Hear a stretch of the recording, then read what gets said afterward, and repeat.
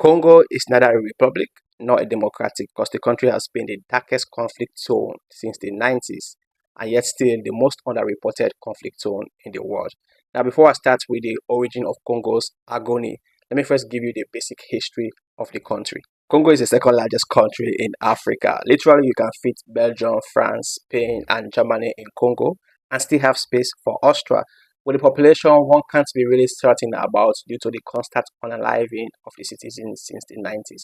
However, there's an estimated population of 81 million that is also divided into over 200 ethnic groups. Now, to the origin of Congo's agony. 10 years before the Berlin Conference, Leopold II had already sent a British American explorer called Henry Sterling to observe that region that is today known as Congo. They love what they found, especially the natural resources like ivory, rubber, and the Congo River.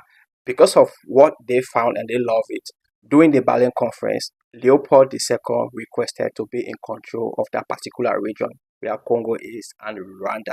Now, during the colonial regime of Leopold II in that region that is Congo, Rwanda today, he realized that the Tutsi people felt superior to the Hutus, even though the Tutsis were the minority population. So what did he do?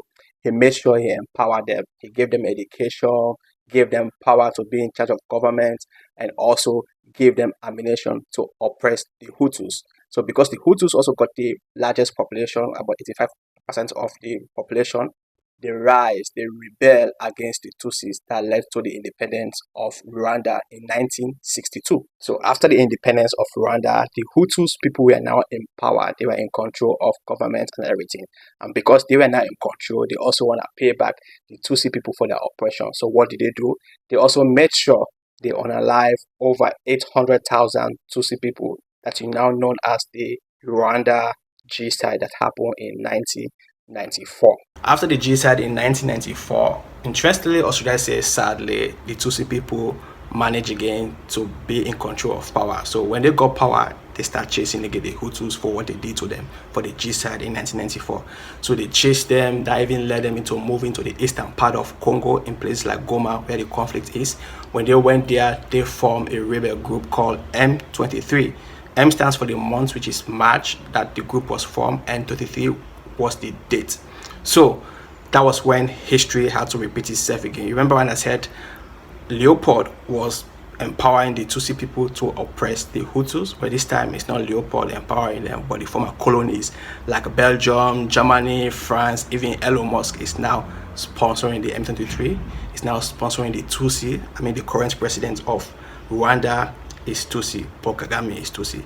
They are now sponsoring them to not only oppress the Hutus, but now destabilize Congo, but now exploit Congo. They are using them now to exploit Congo to create instability in Congo. Follow me for the part 2 of this video because like the conflict, the history of Congo is also very long.